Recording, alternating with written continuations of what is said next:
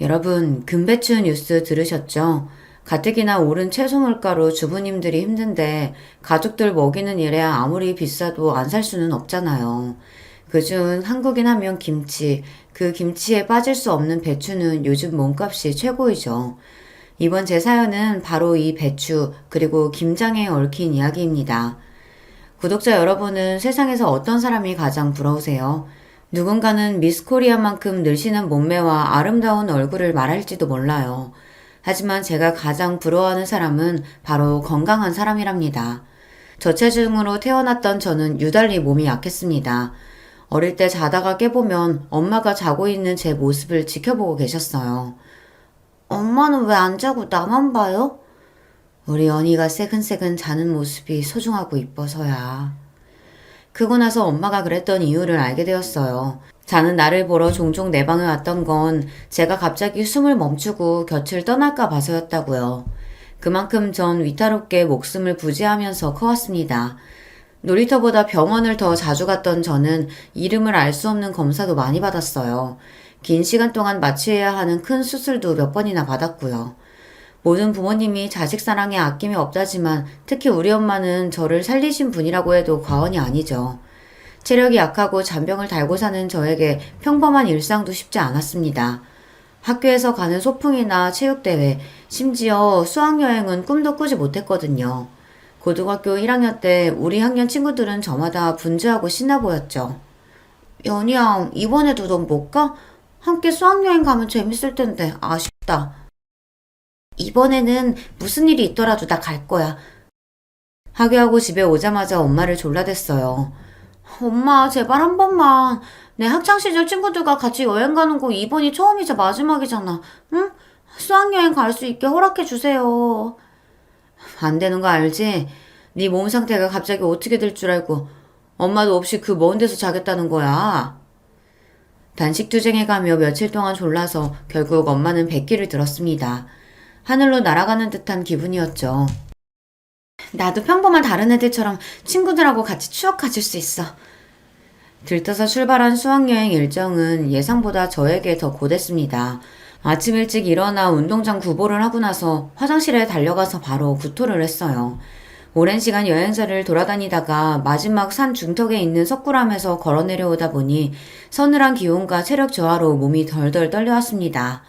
결국 숙소로 돌아와서 저녁밥도 못 먹고 방에 누워 끙끙 앓았습니다. 친구들은 장기 자랑한다고 다 나가고 혼자 방에 있으니 서러움이 극에 달했어요. 친구들은 얼마나 재밌을까? 나도 애들이 준비한 공연 같이 보고 웃고 떠들고 싶었는데 왜 이렇게 태어나서 작은 행복도 나에겐 어려운 거야? 왜? 그때 갑자기 숨이 가빠지고 몸이 발작같이 떨려왔어요. 호흡곤란에 빠진 저를 우연히 지나가는 학년 주임 선생님이 발견하시고 다른 사람들을 불러왔습니다. 그리고 몇 분 뒤 엄마가 와서 천식 호흡기를 제 코와 입에 대주며 옆에서 소리쳤어요. 숨 천천히. 하나, 둘, 하나, 둘, 침착하게. 호흡이 안정되고 정신을 차려보니 이상하다는 걸 느꼈어요. 어떻게 엄마가 이곳 경주 숙소에 계신 거지? 이 바보야. 네 몸을 누구보다 잘 아는 건 의사도 아니고 바로 이 엄마야. 혹시 무슨 일 생기면 바로 달려가려고 엄마도 경주에 와서 네 뒤를 따라다니고 있었어. 딸을 위해서는 뭐든 다 하실 법한 우리 엄마에게 감동했어요. 그 뒤로 전 괜한 고집 안 피우고 엄마 걱정시킬 일 하지 않는 착한 딸이 되고자 노력했어요. 무실한 딸 낳은 채로 우리 엄마가 얼마나 힘들게 살아왔는지 짐작이 가시죠. 만약 엄마가 신장이 필요하다면 제 신장 하나 떼어줄 것이고 간이식이 필요하면 제 간세포를 나눠줄 수 있습니다. 엄마가 나를 위해 모든 것을 희생하셨듯이 저도 엄마를 위해 뭐든지 다 할 수 있어요. 이렇게 커오다 보니 남들보다 여러모로 부족한 어른이 된 것은 사실입니다. 관공서나 학교에 관련되는 대부분의 대외적인 일은 엄마가 다 챙겨주셨거든요. 야, 너도 22살 어엿한 성인이야. 혼자 할 줄 아는 것도 연습해봐야지. 친구 서경이를 처음 만난 것은 제가 좋아하는 가수의 콘서트장이었습니다. 집 근처 지하철역에서 저와 같은 응원본을 들고 있는 또래 여자애가 바로 그 친구였어요. 아니나 다를까 그 애도 저와 같은 콘서트장에 가는 길이었고 심지어 옆자리였습니다. 같은 가수를 좋아하는 동갑 친구라는 공통점으로 우리는 그 누구보다 절친한 사이가 되었어요. 서경이는 탄탄한 체력을 가진 경찰대 학생이었어요. 외모나 풍기는 분위기가 영단판인 우리였지만 영혼의 단짝처럼 누구보다 서로를 아끼고 없으면 못 사는 사이였죠. 서경이는 몸이 약해 사회 경험이 미숙한 제가 발전할 수 있도록 채찍질도 아끼지 않았습니다.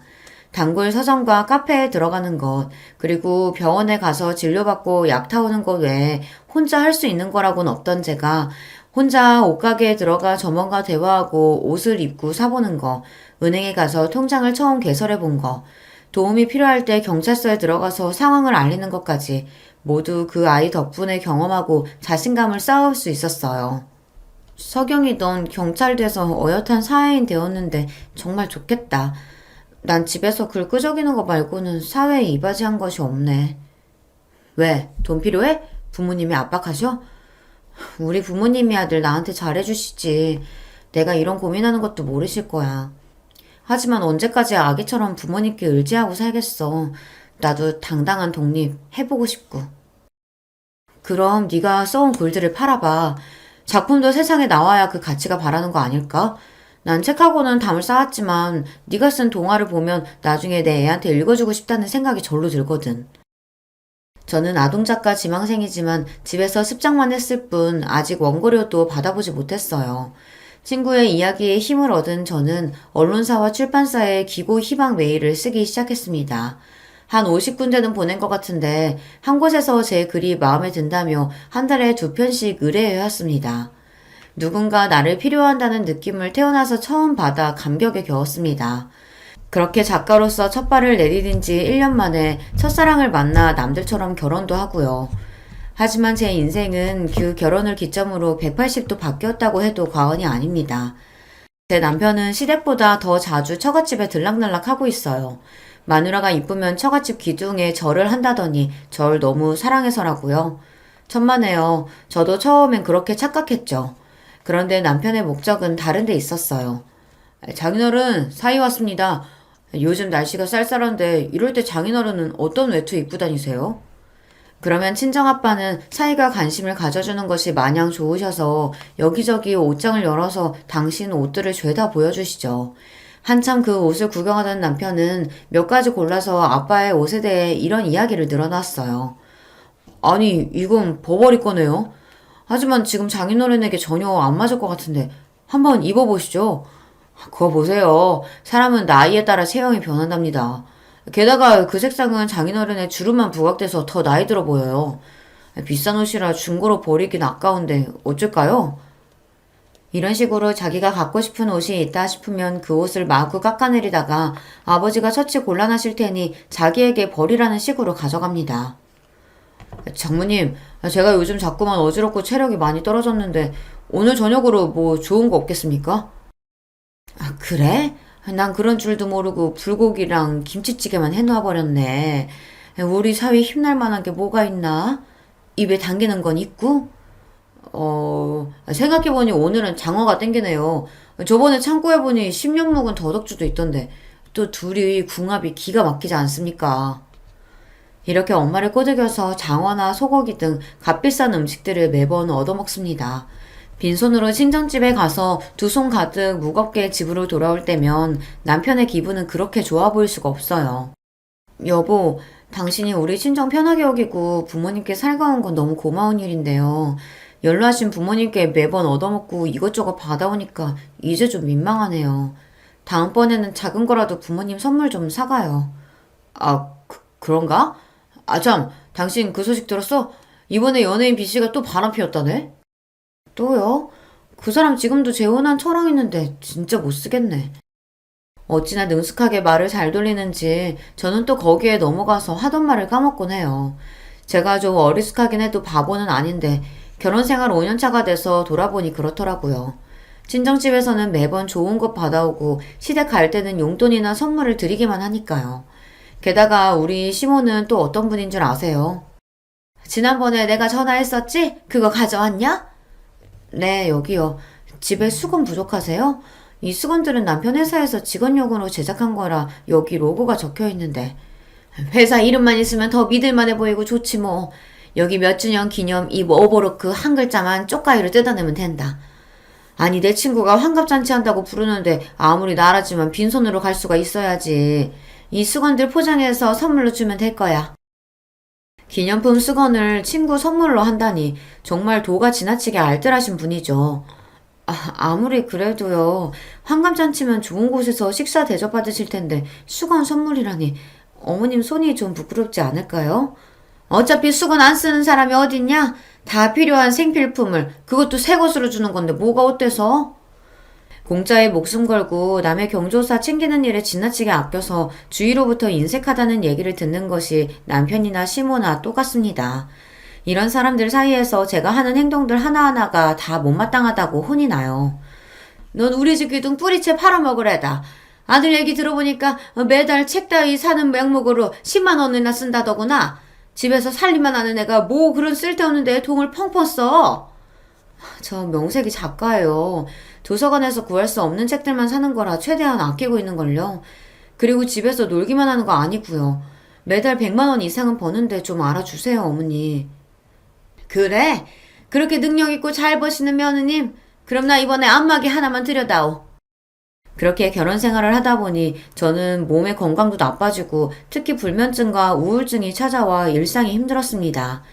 예민한 신경 탓에 뜬 눈으로 밤을 지새우는 동안 그날 남편에게 들은 이야기, 시모에게 구박받은 일 등을 곱씹곤 해요. 남편은 제 속에 있는 얘기를 바로바로 꺼내놓으니 만사가 편한지 옆에서 들으렁 코까지 골면서 태평하게 잡니다. 나는 누구 때문에 잠도 못 드는데.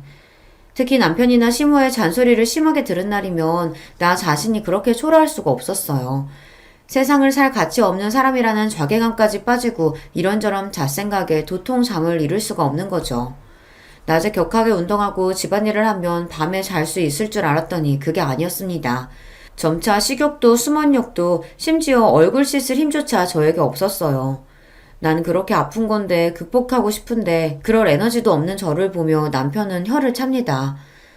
아, 이 여자 참 게으르네. 뭐? 밤에 잠을 못 잔다고? 그건 다 늘어지고 편하게 살아서 그래. 나처럼 회사를 다녀봐라. 어찌나 피곤하지. 머리 대자마자 잡이 쏟아진다. 그러고 있지 말고 신문이나 우유 배달이나도 나가봐. 남편 말이 맞는 것도 같아서 새벽에 신문 배달 일을 시작했습니다. 가뜩이나 저질 체력인데 자전거 타고 고지대에 오르는 것부터가 너무 힘들었고 계단을 오르내리다가 그만 쓰러지고 말았어요. 눈을 떠보니 병원 응급실 천장이 눈앞에 보였습니다. 망할 놈들. 입원한 것도 아니고 몇 시간 응급실에 있었다고 이게 얼마나 또 뜯어내는 거야. 당신 깨어났어? 나 어떻게 된 거예요? 분명히 신문 배달하던 중이었는데. 남편은 팔짱을 끼고 절 한심한 눈으로 내려다보며 그랬습니다. 살다 당신 같은 유리 몸은 처음 본다. 앞으로 신문 배달이든 뭐든 몸 쓰는 일은 하지 마. 그냥 지금처럼 집에서 끄적이면서 하던 일이나 하라고. 병원비가 더 나가게 생겼어. 집안 살림에 보탬이 되고 싶어서 내 약점을 극복해보고 싶어서 시작한 도전이었습니다. 그러다가 비록 병원 신세를 졌지만 그런 제 노력을 남편이 알아주길 바랬어요. 아니 적어도 쓰러진 아내의 건강을 걱정하고 나가서 일하라고 등 떠민 자신을 반성할 줄 알았습니다. 그런데 이 남자 왠지 병원비만 아깝다고 생각하는 것 같았어요. 저도 모르게 서러움에 눈물이 터져나와 소리내어 울기 시작했습니다. 남편은 그런 제가 미련하다면서 출근하겠다고 혼자 병원을 떠나버렸고요. 제가 쓰러졌다는 소식을 듣고 친정 부모님이 달려와 제 퇴원 준비를 도와주셨습니다. 그동안 불면증과 우울증에 시달려왔다는 고백에 엄마는 몹시 안타까워하며 바로 절 신경정신과 병원에 데려가셨어요. 의사와 상담하고 약을 먹으니 상태가 좀 호전되더군요. 하지만 약을 먹는들 완치되기는 글렀어요. 매일 내 신경을 건드리는 남편과 시모가 있는 한 말이에요. 아무래도 여러분 저 배필을 잘못 만난 것 같죠. 그런데 그 무엇보다 남편에게 실망스러운 것은 바로 자식에 대한 생각이었습니다. 사실 남편은 보기와 달리 성욕이 왕성한 남자였어요. 여기서 이런 말을 어떨지 모르겠지만 매일 밤, 심할 때는 하룻밤에도 여러 차례 한 적도 있는 현대판 병광세랄까요. 가뜩이나 체력이 약한 저는 그를 감당하는 것이 몹시 어려웠습니다. 그런데 그런 욕정에 찬 남자가 의외로 철저하게 조심하는 부분이 있었습니다. 바로 피임이에요. 여보, 나는 이 일이 아직도 익숙치 않아요. 그래도 당신을 사랑하니까 감내하는 건데 꼭 그렇게 피임해야겠어요? 당신 닮은 아들, 나 닮은 딸 이렇게 갖고 싶은데. 그러면 남편은 김샌다는 표정으로 돌아누워 이렇게 말합니다. 당신은 외동딸로 태어나서 풍족하게 지원받고 공주님처럼 살아봐서 뭘 모르지. 우리 집은 자식만 넷이야. 온 가족 입이 여섯이라고. 먹는 것도 입는 것도 차지하기 위해서 형제들끼리 피 터지게 싸우게 돼. 그게 얼마나 처절한 투쟁인지 알아? 게다가 요즘은 애 하나 대학까지 보내는데 2억이나 든다는 신문기사 못 봤냐고. 당신과 나 우리 둘이 먹고 살기도 빠듯한데 애가 무슨 애야. 아무리 설득해보았지만 남편은 요지부동이었어요.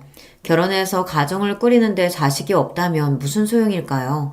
저는 희생이 따르더라도 그만한 가치가 있는 일이 바로 출산과 육아라고 생각합니다. 단지 돈이 아까워서 자식을 낳지 않겠다는 남편만큼은 아무리 노력해도 이해할 수가 없었어요. 저런 인간이 뭐가 좋다고 내가 먼저 반해 결혼까지 온 건지. 지금이라도 내 발등을 찍어서 되돌이키고 싶은 마음이었습니다.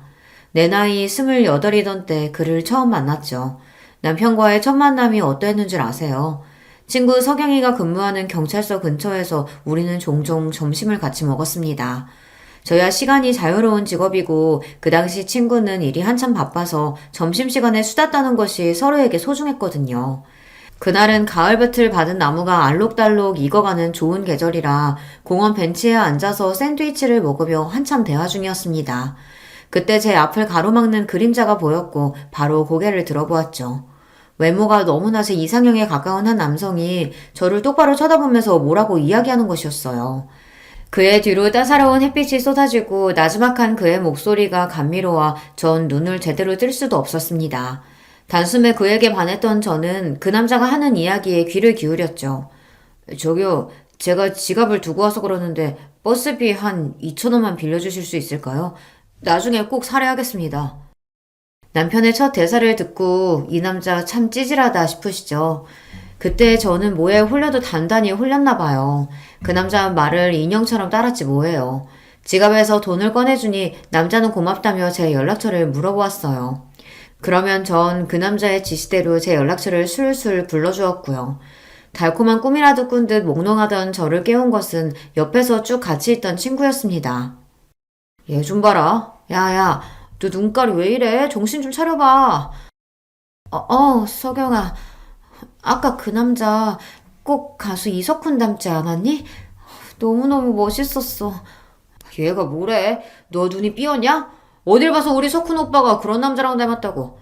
눈 두 개 안경 쓴 것만 그거 하나만 닮았네.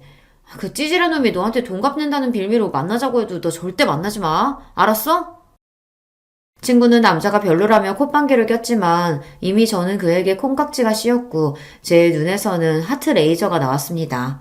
친구가 예상했던 대로 그날 저녁 그 남자에게서 카톡이 왔죠. 다음날 퇴근하고 만나자는 그의 제안에 가슴이 방망이질 쳤습니다. 다시 만난 그는 여전히 어제처럼 멋있었고 절 보자마자 커피 한 잔을 내밀었어요. 어제 빌린 버스비 대신에 커피로 샀어요. 괜찮죠? 그가 내민 것을 받아보니 편의점에서 파는 캔커피더군요. 생각과 달라 조금 당황했지만 그래도 소탈한 그의 모습이 좋았어요. 아니, 이미 친구에게 얘기했듯이 저는 사랑의 포로가 된 몸이니까 그가 무엇을 해도 멋져 보였습니다. 우리는 이런저런 서로에 대해 알아가는 대화를 했어요. 아버님이 공직자시고 거기에서 일하셨으면 사회적 지위도 높고 연봉도 높았겠네요. 지금은 월급이 얼마나 되시죠? 네? 제가 그런 부분은 관심이 없어서요. 부끄럽지만 아버지 연봉이나 그런 건 잘 몰라요. 그저 이 부족한 딸 하나 차고 넘치게 키워주실 만큼 넉넉한 편이긴 한 것 같아요. 외동딸이시라. 그렇군요. 전 연희 씨 그런 순수한 모습이 참 좋습니다. 어제 처음 봤을 때부터 당신한테 반해서 버스비 핑계로 말 걸었던 거 아마 다 눈치챘을 거예요. 괜한 느낌인지 몰라도 그날 이후 남편은 저에게 더 다정하게 대해주었습니다. 그런데 살면서 부부싸움 하다가 남편이 내뱉은 실언으로 로맨틱한 첫 만남 그 이면에 도사리고 있던 냉혹한 진실을 알게 되었어요. 야, 네가 얼굴이 예쁘기라냐? 또 가슴은 남자처럼 납작해가지고. 뭐 네가 대단히 예뻐서 내가 들이대는 줄 알아? 너희 아버지가 공직자에 재산도 좀 있어 보였는데 외동딸이라고 해서 그래서 널 아내로 삼아야겠다 싶은 마음에 연애 시작한 거야. 지가 뭐 여자로서 매력이 넘쳐서 가만히 있으면 알아서 남자가 꼬인다고 생각해왔다니. 순진한 건지 착각 속에 사는 건지 원. 다른 여자들처럼 애교 부리는 법이나 살림 잘하는 법, 하다못해 밤에 남자 만족시키는 법이라도 좀 연구해보라고. 분명히 똑똑히 기억합니다. 결혼 1년차 때 술에 잔뜩 취해 들어온 남편에게 잠자리를 거부하자 그는 이렇게 말하고는 입은 옷 그대로 거실 소파에 엎어져 잠들었어요.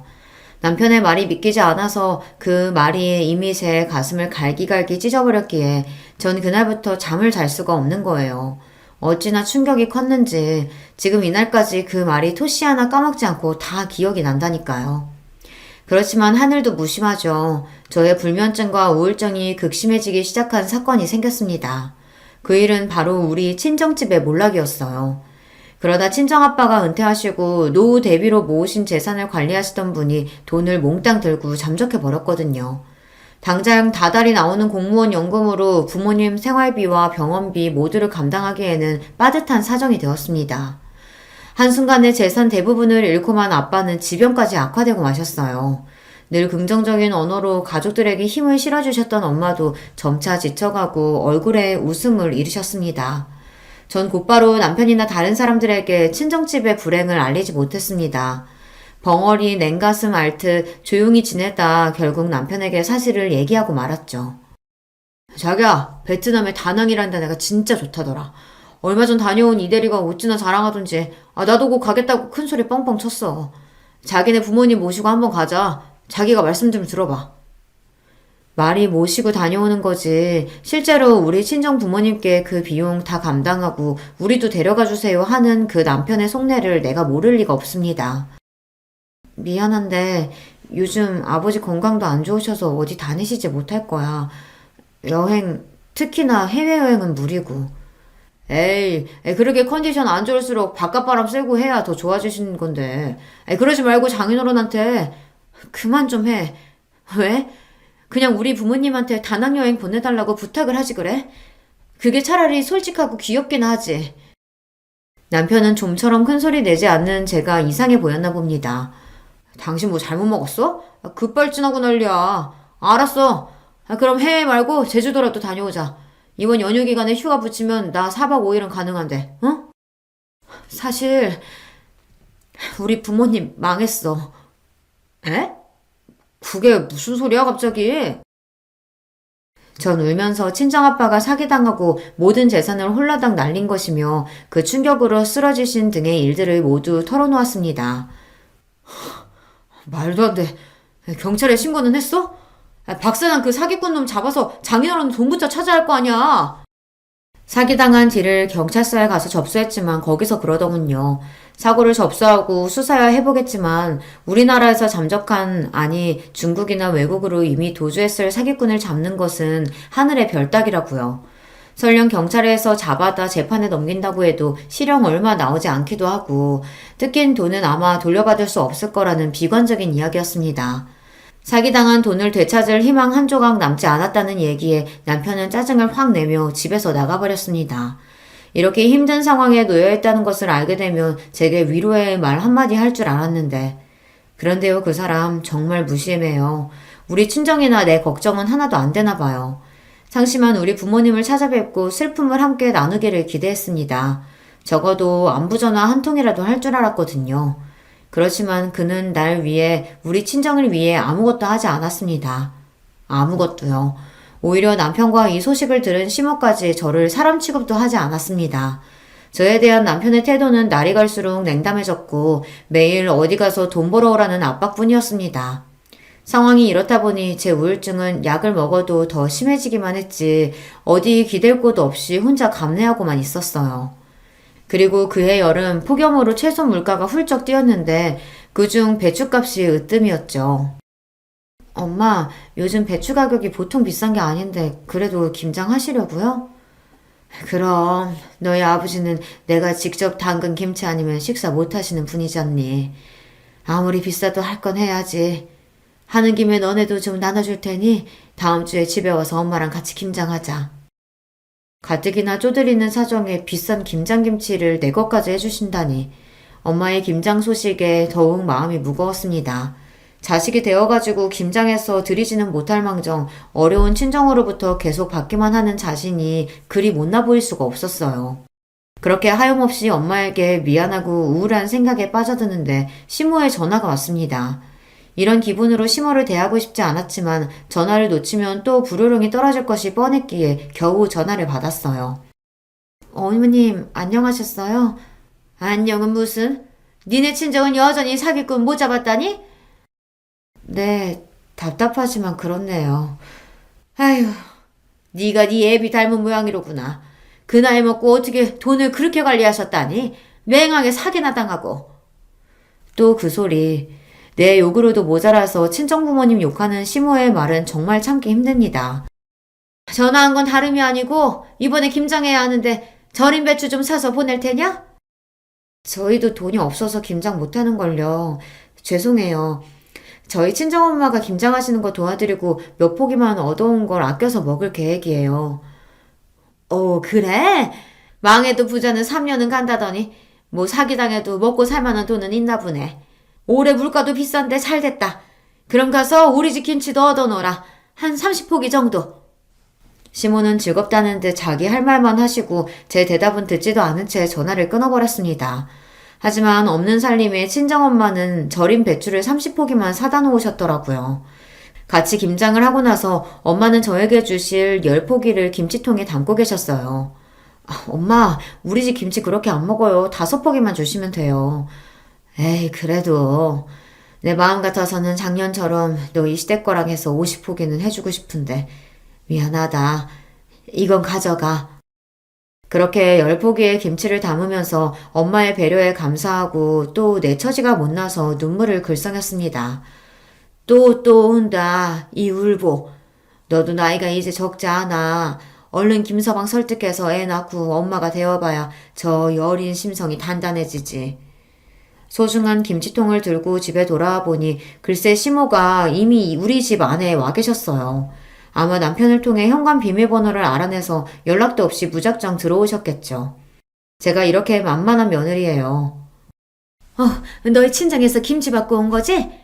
아니, 그런데 왜 고작 그뿐이냐? 죄송해요. 아시다시피 저희 친정 사정에 30포기밖에 못 하셨어요. 그것도 저 먹으라고 10포기나 주신 거예요. 어머니께 5포기 나눠드릴게요. 이거라도 가져가세요. 너, 내가 분명히 우리 집에 30포기 가져오라고 일러두지 않았니? 이 시애미 말 무시해? 어머니, 정말 너무하세요. 우리 친정에서도 없는 사정에 이나마 챙겨드리는 거예요. 싫으시면 이것도 안 가져가시면 되잖아요. 가뜩이나 울적한 마음에 김치 내놔라 닥달하는 시모가 원망스러워 대꾸한 건데 바로 시모의 손이 제 얼굴로 날라왔습니다. 철썩. 2년이? 고작 김치 몇 포기 가지고 이 시애미 앞에서 건방을 떨어? 어디 더 대들어봐. 이번엔 뺨이 아니라 다른 거 패주마. 앞지르던 시모는 친정에서 받아온 김치통 모두를 다 들고 가셨습니다. 저는 도무지 이 상황이 믿기질 않았어요. 조금 감정적으로 어머님께 말씀드린 건 그래요. 좀 예의에 어긋났어요. 그렇지만 그 일이 뺨을 맞을 정도로 잘못한 건가요? 여러분, 제가 정말 그렇게 건방을 떤 걸까요? 그 뒤로 땅거미가 지고 밤이 찾아올 때까지 계속 식탁 옆 그 자리에 굳은 얼굴로 울기만 하고 멍하니 있기도 했습니다. 띠리릭 현관문이 열리는 소리였습니다. 남편이 퇴근하고 집에 들어온 것이었죠.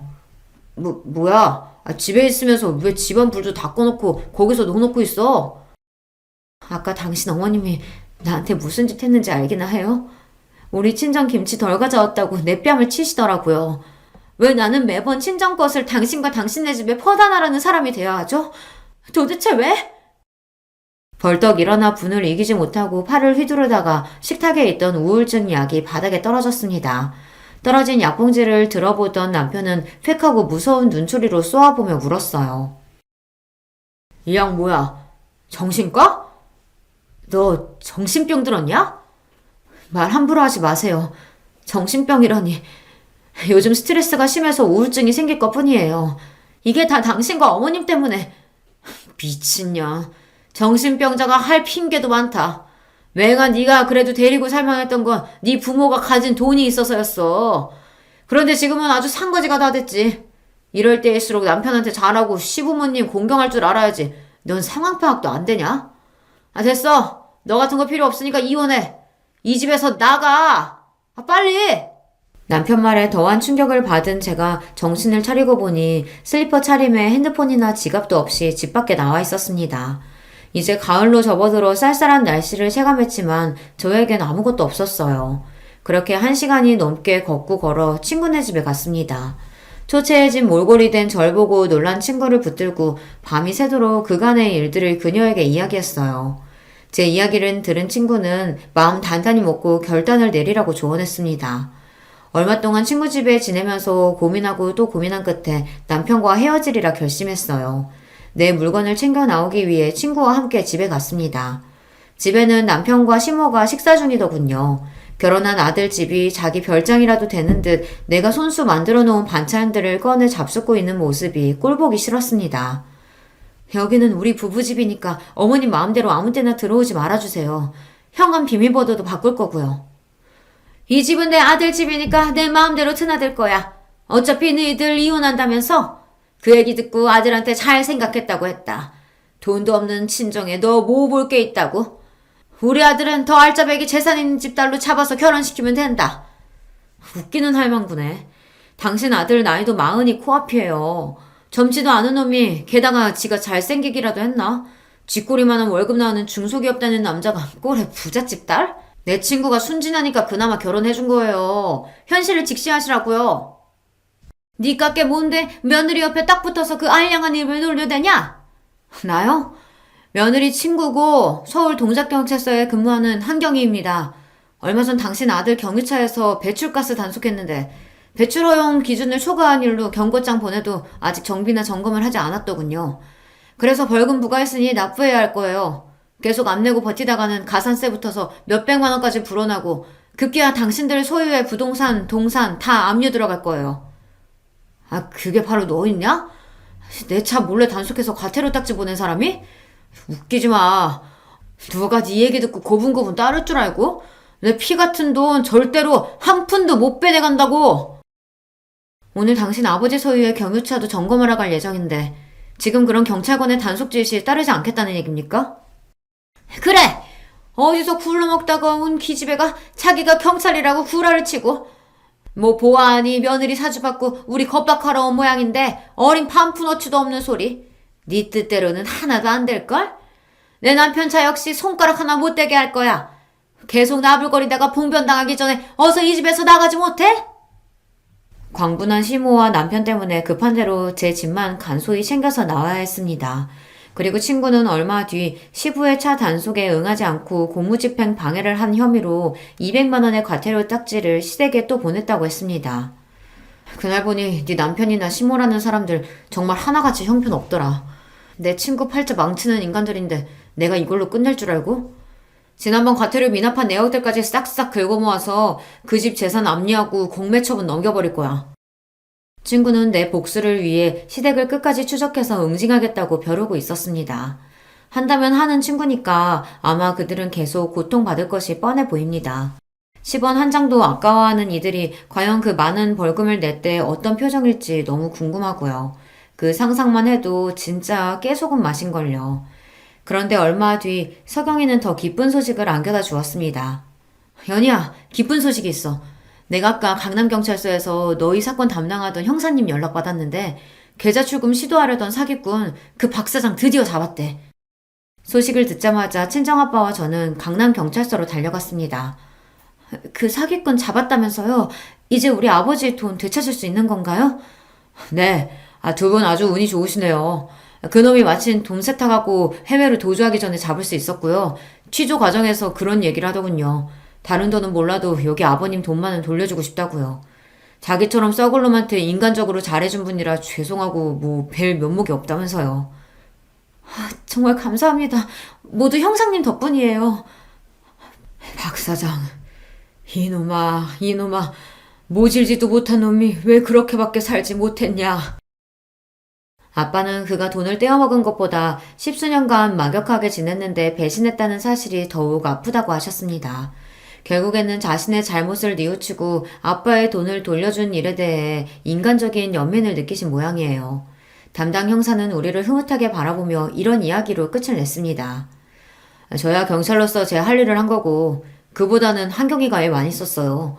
자기서 일도 아닌데 지능수사과 동기랑 공주에서 범인이 계좌인 칠 시도 기다렸다가 바로 급습한 것은 참 대단한 거죠. 아무튼 한경이에게 참 장하다고 말씀 전해주세요. 나에게 표현하지 않았지만 내 친구는 박 사장을 잡기 위해 그간 애를 많이 썼던 것입니다. 나를 위해 애써주는 소중한 친구와 부모님이 있다는 사실을 이제야 깨달았어요. 시어머니나 남편처럼 나를 무시하고 이용해 먹으려는 사람만 있던 건 아닌데 이렇게 소중한 사람들을 외면하고 내 상처만 더 깊이 파고들며 우울증의 늪에 빠졌던 것입니다. 약해진 탓에 나쁜 마음도 먹으려고 했던 자신이 한심해서 견딜 수 없었습니다. 나에 대한 반성의 눈물이 흘러내렸습니다. 서경이의 활약을 들으신 부모님은 친구까지 집에 초대해서 우리만의 자축 파티를 열었습니다. 너는 연이랑 진배 없는 내 딸과 같다. 앞으로 살면서 우리를 네 부모같이 생각해 주렴. 그동안도 저 딸처럼 예뻐해 주셨잖아요. 아버지 장례식 때도 도와주시고 돌아가신 아버지 대신해서 경찰대 졸업식에 도와주시고 저희 집에 명절 선물도 보내신 거 알아요. 늘 그 은혜에 감사하게 생각하고 있어요. 그때 잔치집에 똥파리도 꼬인다고 훈훈한 대화 중에 갑자기 불청객이 들여닥쳤지 뭐예요. 우리가 날린 돈을 찾았다는 소식이 그새 시모와 남편의 귀에 들어간 모양입니다. 아이고 사돈, 정말이지 축하드립니다. 사기꾼 잡았다면서요? 그들의 방문으로 그 자리에 있던 모두의 얼굴이 굳어버렸지만 찾아온 손님이기도 하고 이혼하기 전 서류상은 가족이니 엄마는 그들을 집에 들이신 겁니다. 장인어른, 그럼 잃었던 돈은 다 찾으신 거예요? 그게 진짜 얼마나 되는 겁니까? 100억은 좋긴 넘지. 남편과 시모는 100억이라는 소리에 뒤로 넘어갈 듯 놀라워했습니다. 사돈이 부자인 줄은 알았지만 그 정도의 재력가이신 줄은 미처 몰랐습니다. 이제라도 돈 되찾았으니 얼마나 다행이에요. 저 역시 처음 듣는 소리에 놀라서 조용히 엄마의 귓가에 솟아였죠. 엄마, 우리 집에 재산이 그 정도였어요? 100억? 100억은 무슨... 그치만 너희 아버지가 뭐라고 말씀하시는지는 좀 지켜보자꾸나. 이후 벌어지는 시모와 남편의 말과 몸짓은 코미디 저리 가라 할 정도로 우스꽝스러웠죠. 정말 저 사람들이 나를 무시했던 사람들과 동일 인물인가. 시모에게 뺨을 얻어맞은 일은 내 착각이 아닌가 싶을 정도로 갖은 가머니설과 아양을 떨어댔어요. 이렇게 좋은 날을 그냥 보낼 순 없죠. 제가 나가서 비싼 와인 좀 사올게요. 모두 함께 축배를 드시죠. 그 전에 말이지, 사위. 우리 정산할 것이 있지 않은가? 갑자기 아빠는 온화한 미소를 거두시고 안방에서 어떤 서류를 가지고 나와 남편과 시모에게 보여주셨습니다. 아니, 이것은... 하지만 장인어른, 이건 형식상 쓰자고 하지 않으셨습니까? 세상에 형식상이란 것은 없네. 경찰서나 재판장에 나아가 이 서류 제출하면 거기 쓰여져 있는 그대로 믿겠지. 안 그런가? 낯짝이나 양심이 있다면 자네나 자네 모친도 그렇게 엉덩이 뒤밀고 우리 집까지 올 수는 없는 법. 자네가 내 딸한테 안겨준 모욕 그 이상을 앞으로 난 자네에게 돌려주겠네. 첫 번째로 나한테 빌려간 1억 5천만 원과 그 밀린 이자. 당장 가져오지 않으면 법적으로 나설 테니 그리 알게나. 남편은 아빠의 말을 듣고 차용증을 손에 구기고선 벌벌 떨기 시작했습니다. 1억 5천이나? 그게 무슨 소리냐 아들아? 저기 사돈, 시간 주시면 아들이 천천히 갚을 테니까. 아니지. 당신 딸이 내 며느리요. 내 아들이 아는데 설마 사이에게 소장까지야? 진심으로 하는 말씀은 아니겠죠. 당신 딸 정신병자라도 우리가 잘 보듬고. 이 양반이 남의 집 귀한 딸을 뭐라고 짓거리는 정신병자? 우울증 가지고 정신병 취급을 하다니? 저 말하는 뻔세를 보니 알만하네. 그동안 얼마나 내 딸 무시하고 괴롭혔는가? 그렇게 화가 난 엄마의 모습은 이전에도 이후에도 본 적이 없습니다. 엄마는 갑자기 부엌에 들어가서 김치 한 포기를 손에 말아쥐고 나오셨어요. 그리고 바로 시모의 얼굴에 그 귀한 김치를 냅다 던져버렸습니다. 자, 이 김치나 먹어. 내가 한 김장김치 필요하다면 네가 내 딸 갈고댔다지? 자, 원하던 그 김치 당신 얼굴로 담아가쇼. 어떤 아침 드라마에서 장모가 사위의 뺨을 김치로 휘두르던데 그걸 먼저 봤다면 우리 엄마도 아마 시모의 얼굴을 그렇게 만들었을 거예요.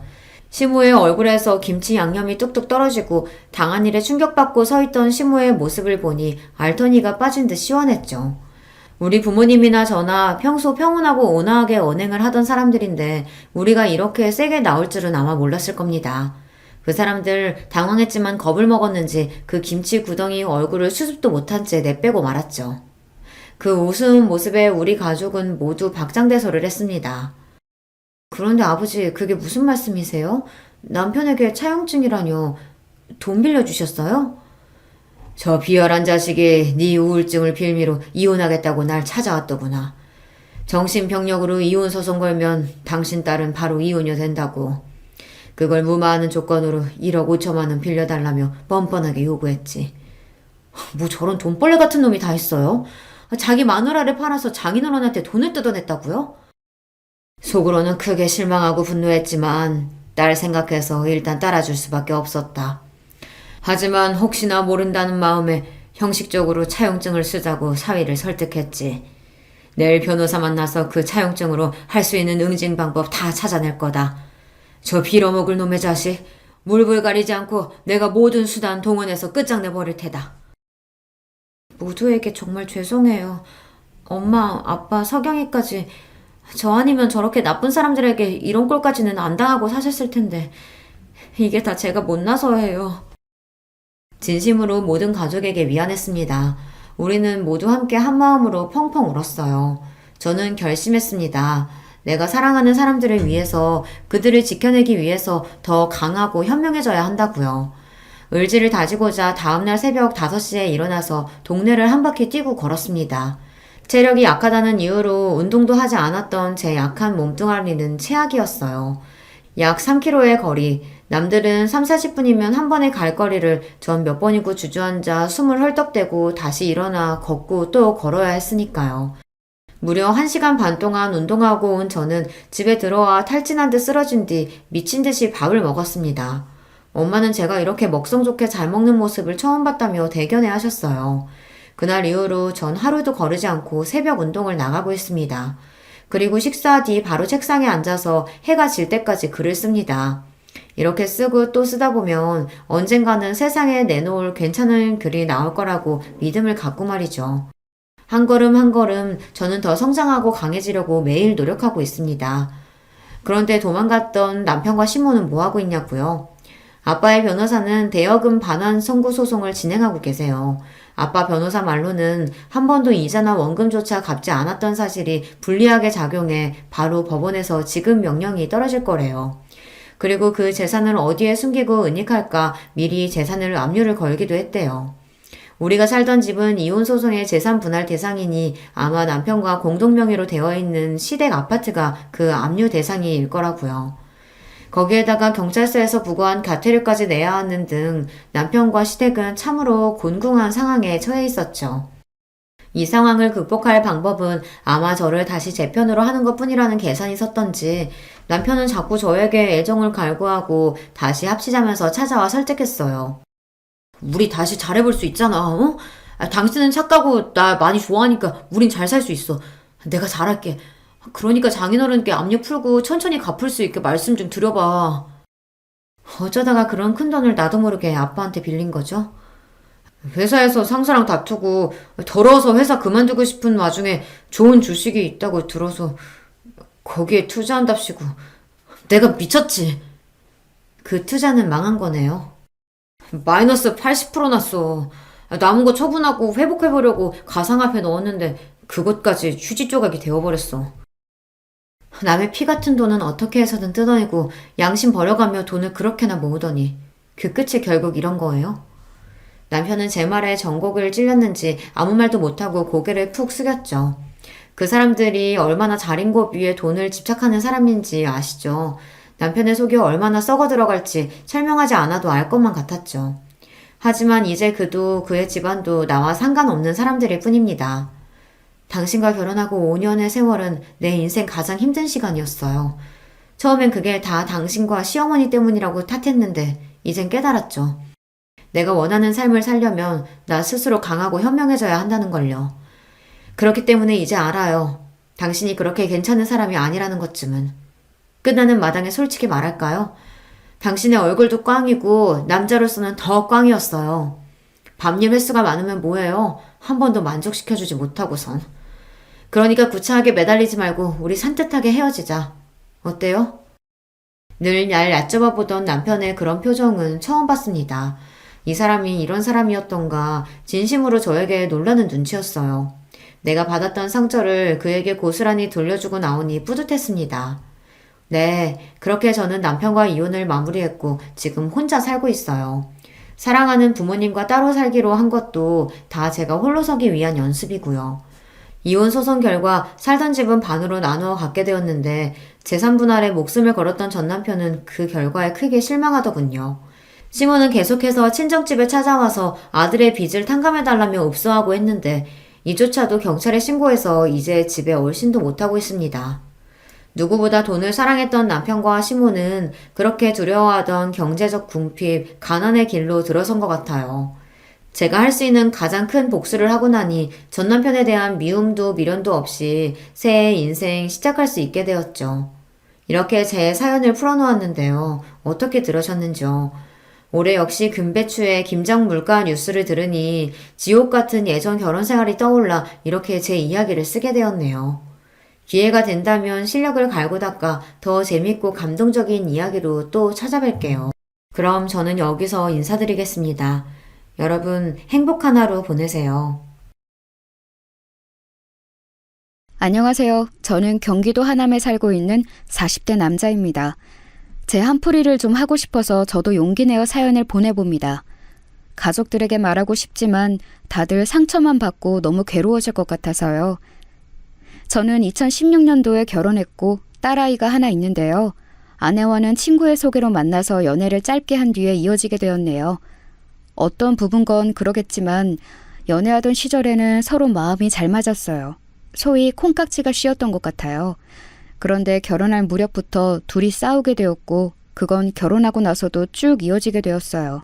당시에 주변에서는 대부분 신혼에 많이 싸운다길래 그런 줄 알았는데 아내의 불만은 가벼운 사항이 아니었어요. 오빠, 나는 이해가 안 가. 그래도 어머니가 2억까지는 해주실 수 있는 거 아니야? 그렇게 어거지로 계속 밀어내시면서 안 된다고 그러시고 나중에 애기 낳으면 더 큰 집으로 해주신다는 거 이거 말이 돼? 해주실 수 있는데 안 해주시는 거랑 돈이 없어서 못 해주시는 거랑 다르잖아. 아무리 내가 많이 해온 게 없다고 하지만 너무 무시하시는 것 같아. 어머니 말투도 너무 사나우시고. 아내는 이렇게 툭하면 저에게 불만을 털어놓았고 여기 나온 내용 그대로 우리 어머니와 사이가 안 좋았답니다. 결혼할 때 저희 어머니가 하신 말씀이 그리 상처가 됐다나요? 어머니는 아직까지도 이때의 판단을 후회하시긴 하지만 전 잘 모르겠네요. 일단 니네 둘이서 신혼으로 시작하는 거니까 너무 큰 평수에 살 필요는 없잖아. 형편대로 시작하는 게 좋을 거야. 네 형은 애도 있고 하니 그쪽 집 늘려주느라 돈이 많이 들어가더라. 20평대가 둘이 살기 그렇게 좁지 않으니까 그렇게 차차 늘려가봐. 나중에 애기 낳으면 그때 가서 더 넓혀도 되니까. 어머니의 이 말씀이 뭐가 그렇게 불만인지 저는 이해가 잘 안 돼요.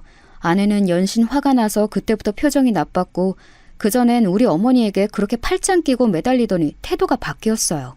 신혼집에 어머니가 어쩌다가 한번 오셨을 때 그렇게 짜증스럽게 굴더라고요. 어머니가 집에 가시면서 저한테 불편하다고 하실 정도로요. 예, 정훈아. 쟤는 왜 이렇게 화가 나 있니? 니들 먹으라고 반찬 갖다 주는 것도 이렇게 눈치를 봐야 하니? 오늘 너무 불편해서 먼저 가는데 니들 사이에 끼기는 싫지만 참 기분이 별로구나. 이런 말씀하시면서 더운 날 땀 뻘뻘 흘리고 가시고 아내는 배웅하는 제 뒷모습마저 꼴보기 싫었는지 마구 짜증을 내는 거예요. 어머니는 왜 연락도 없이 오셔? 이렇게 갑자기 들이닥치시는 게 말이 되냐고. 내가 언제 반찬해달래서 뭐라고 했어. 집에서 요가하고 있는데 갑자기 오셔서 얼마나 배를 눌러대시는지. 오빠가 마침 왔으니까 다행이지. 안 그러면 나 혼자 엄청 욕먹을 뻔했잖아. 이런 말을 가운데서 듣고 있으려니 중간에 정말 머리가 터질 것 같았어요. 솔직히 아내는 저랑 결혼할 때 혼수도 1,000만 원만 가져왔고 우리 집을 얻을 때에는 대출과 제가 가진 돈 그리고 어머니가 주신 1억까지 합쳐서 얻은 거예요. 역 근처에 투룸 빌라를 얻기가 쉽지 않았지만 그래도 구했고 어찌어찌 주변 형들이나 우리 형들로부터 도움을 받아 리모델링도 깔끔히 해서 들어왔는데요. 아내는 그 꼴도 마음에 안 든다는 거예요. 친구들한테 보여주기 부끄럽다나요? 아니, 나도 잘한 거 없고 얼마 안 가져오긴 했지만 오빠도 알다시피 나도 직장 다니면서 일이 많았단 말이야. 그래서 돈을 얼마 못 모은 것뿐이야. 그리고 나는 이렇게 빨리 결혼하고 싶지 않았어. 오빠가 하도 준비가 다 되었다고 하니 결혼하면 집에서 살림만 하라고 하니 회사를 그만둔 거지. 근데 집도 생각보다 너무 세팅이 덜 되어 있고 나는 회사를 괜히 그만뒀다 싶고 좀 요즘 너무 우울해. 친구들 부르기도 마음에 안 들고. 오빠도 세정이 알잖아. 걔 개포동에 장미 아파트 들어갔어. 나 너무 짜증나서 집들이 안 가고 SNS로 봤는데 좋기 35평 되는 돼 보이더라. 걔도 시부모님이 해주신 집이야. 이러면서 비교를 하는데 우리는 정말 하루가 멀다 하고 싸웠어요. 그러더니 아내는 시간이 좀 지나 급 태세를 바꾸더니 아기를 얼른 갖고 싶다고 하더군요. 저도 당시 스트레스가 많았고 우리 사이에 아이가 없어서 이렇게 하루가 멀다 하고 싸우나 싶기도 했네요. 하지만 아내는 그냥 그런 생각을 한 게 아니라 다른 데에 마음이 가 있었더군요. 바로 우리 어머니가 좀 더 집을 더 큰 데로 옮겨주지 않을까 생각했던 것 같아요. 임신하고 나서 안정기가 되었고 가족들에게 알렸을 때에도 모두 좋아했는데요. 아내는 그때부터 단톡방에 조금 티를 내기 시작했어요. 와중에 저희 형수님과도 사이가 나빴고 형수님은 아내가 불편하다며 단톡방을 나가버리셨지만요. 안녕하세요. 오늘도 날씨가 너무 좋네요. 뱃속에 우리 아기 나오면 다 같이 여행 가면 너무 좋을 것 같아요. 오늘도 열심히 태교할 테니까 우리 애기한테 좋은 말 한마디씩 다 해주세요. 이러면서 되도 않는 덕담을 강요하고 하여간 아내는 여러모로 피곤한 구석이 있었답니다. 어떤 면에서 형수님과도 안 맞았는지 못 들었지만 대충 짐작은 가요. 저희 형이 이런 식으로 말을 했거든요. 야, 정훈아. 나도 애지간해서 니네 부부 일에 끼기 싫은데 네 형수가 너무 피곤해해. 아무래도 재수씨, 우리 집에 좀 자격지심이 있는 것 같아. 네 형수한테 전에 뭐라 긁어댔다잖아. 뭐 형님만 애기 키우신다고 넉넉하게 사시는 줄 아냐고. 자기도 애기 생겼고 어머니가 집 해주실 거라고 했다나? 그게 엄마랑 확실히 된 얘기는 맞는 거야? 나도 바빠서 대충 들었는데 어이가 없더라고. 네 형수 말로는 재수씨가 그렇게 같이 있을 때 살살 긁어댄다는 거야. 은근슬쩍 일도 시켜대고 말이지. 자기 임신했다고. 거 듣고 보니 나도 썩 좋게 보이지는 않는데 말할 타이밍이 아니라서 참았어. 아무튼 너도 알고는 있으라고. 형 말을 듣고 저는 고개를 절레절레하며 안에서 새는 바가지, 밖에서도 샌다고 도대체 왜 저러는지 모르겠더라고요. 일단은 그러려니 하고 참았던 이유는 아이를 출산하기 전까지 과하게 아내랑 싸우기 싫었어요. 시간이 지나 아기가 태어났고 육아하는 방식으로도 우리는 새롭게 충돌하게 되었어요. 신생아 시절에는 우리 어머니가 와서 몇 번 봐주셨는데 아내는 아예 몇 번 어머니께 맡기고 반나절 넘게 안 돌아오기도 하고 무턱대고 어머니 댁에 아기를 놓고 가기도 하는 등 멋대로였답니다. 그러면서도 집이 좁다고 계속 어머니께 불평을 했었나 봐요. 저한테도 말할 정도니 오죽했겠나요? 오빠, 지금 애기 장난감이랑 침대랑 잔뜩 있는데 좁아 터지겠어. 어머니도 오실 때마다 보고 뭐 느끼시는 거 없나? 이제 슬슬 새로 집 알아보실 때 된 것 같은데. 왜 먼저 말씀을 안 하셔? 나 계속 이렇게 기다리기 힘들어. 여기서 전 폭발했고 뭘 그렇게 요구하는 게 맞냐며 대차게 싸웠어요. 유미야, 어머니가 뭘 그렇게 너한테 빚진 거 마냥 해주셔야 돼? 너는 어머니가 이 집에 1억 주신 것도 감사한 게 없어? 그럼 너가 갖고 왔으면 됐잖아. 왜 너가 돈이 없었던 건 사정이 있는 거고 우리 어머니가 못 대주시는 건 그렇게 화가 나는 일이야? 게다가 어머니 무릎도 안 좋으신데 저렇게 반찬 갖고 오시고 지영이까지 봐주시는 건 감사한 게 없어? 정말 사람을 하다하다 이렇게까지 질리게도 할 수 있구나. 너 네가 어떤 사람인 줄 좀 알아야 해. 제가 한 말이 크게 틀린 말도 아니지만 이 말이 통할 사람이었다면 아내는 애초에 그런 짓들을 하지도 않았겠죠. 아내는 제 말에 서럽다면서 집을 나가버렸고 새벽녘에나 들어와서 애 옆에서 쪽잠을 자더군요. 이날 저는 연락도 안 되는 아내를 기다리며 밤새 우는 애를 끌어안고 있느라 보통 애를 먹은 게 아니었어요. 그럼에도 아내는 계속해서 저에게 불만을 쏟아대고 별의별 말들을 보내면서 피곤하게 굴더라고요. 오빠는 오빠가 나한테 얼마나 잘못을 많이 했는지 알아야 돼. 내가 지영이 낳으면서 얼마나 고생했는지 알아? 온몸이 다 아프고 아직도 회복이 안 됐어. 산후 우울증 심해서 눈물만 나. 이런 말들을 해대며 급기야 아이가 3살이 되던 해에는 일을 하겠다며 어린이집에 보내더군요. 나 이렇게 아무런 능력도 없는 사람 아니야. 애 키우면서 이렇게 집에만 들어앉아 있으니 오빠도 나를 계속 무시하고 어머니도 툭하면 불러대시지. 나 일할 거고 지영이는 어린이집 보낼 거야. 그렇게 알아. 그러면서 애를 보내고 출근을 한다더니 매일같이 늦게 들어오고 뭔 놈의 야근이 저보다 많은지 이해가 안 되었어요. 무슨 휴대폰 판매 홍보 회사라고는 하는데 화려하게 차려입고서는 나가더군요. 이미 아이 돌 때부터 우리는 심한 냉전이 시작되었고 입만 열면 싸웠기 때문에 대화도 많이 안 했어요. 그러다가 아이가 5살이 되고 저한테 뭐 하는 일이 많아졌다고 자꾸 육아를 미루는 거예요. 어린이집 엄마들이랑도 좀 어울리는 것 같더니 거기서도 싸움이 나서 또 따로 다니고 이 관계 안에 결국 우리 애만 피해서 보는 듯 했답니다. 말이 좀 트기 시작한 딸아이가 이때 꽤 상처를 받았어요. 아빠, 나 예지랑 놀고 싶은데 엄마가 이제 예진의 엄마랑 안 논대. 나도 예지 생일 파티 가고 싶어. 근데 가면 안 된대, 엄마가. 우리 반에서 나만 못 가. 이런 상황을 겪고 아내와 대화를 하려치면 아내는 저에게 아이에 대해서 아는 게 뭐가 있냐면서 자꾸 말을 끊어버렸어요. 아내는 직장을 다닌답시고 매일 늦게 오고 어쩌다가 가끔 어린이집 엄마들이랑 연락을 해서 주말에도 나가더니 그것도 안 하고 애도 잘 안 보려고 하더군요. 저는 갈수록 이런 결혼 생활에 무슨 의미가 있나 싶었고 어머니는 저희 부부 사이에 대한 걱정이 많으셨어요. 드러내지 않으려고 했지만 아이가 5세 되던 무렵부터 아내는 명절에 저희 본가에 가는 것을 거부했거든요. 나는 안 갈 거야. 어머니한테 받은 상처도 많고 형님이랑도 보기 불편해. 아주버님도 형님 편이신 건 알겠지만 저번에 너무 기분 나쁘게 말씀하시더라. 오빠랑 지영이만 다녀와. 어차피 어머니도 본인 아들 보고 싶은 거지 며느리가 보고 싶은 게 아니라고. 일할 사람이 필요한 거지. 나도 얘기하기 귀찮으니까 빨랑들 준비해서 나가. 그러면서 시댁에는 저와 아이 둘만 다니게 되었고 집에 돌아오면 아내는 늘 소파에 널브러져서 자고 있더군요. 아이가 가운데서 눈치 보며 눈물 짓고 불안해하는 게 느껴졌고 그래서 저는 아이 앞에서는 최대한 감정을 드러내지 않았어요. 하지만 그러고 얼마 지나지 않아 아내는 갑작스레 충격적인 선언을 하더군요. 저도 마음속으로 몇 번이나 떠올렸고 상상했던 단어이긴 하지만 그걸 상대 입에서 듣는 건 꽤 큰 충격이 되더라고요. 나 이렇게 살기 싫어. 이혼하고 싶어. 우리 둘은 같이 사는 건 아닌 것 같아. 이혼하자. 아내의 말에 적잖이 충격받았던 저는 우선은 말려봤어요. 애가 앞에 있는데도 멀쩡히 TV를 보고 있는 애 앞에서 할 말이 아니었으니까요. 하지만 아내는 듣지 않고 무작정 눈앞에서 짐을 챙겼고 나중에 놀란 딸아이가 울면서 엄마를 잡는데도 아내는 듣지 않았어요. 아주 태연하게 뭐가 씌인 사람 마냥 이렇게 말을 하더군요. 지영아, 엄마 연락할 거야. 보고 싶을 때 만나면 돼. 울지 말고. 왜 울어? 아빠랑 같이 있으면 된다니까? 그러면서 마구 옷들을 우겨넣더니 이성을 잃은 제가 뒤에서 뭐라고 소리를 질러대도 듣지를 않는 거예요.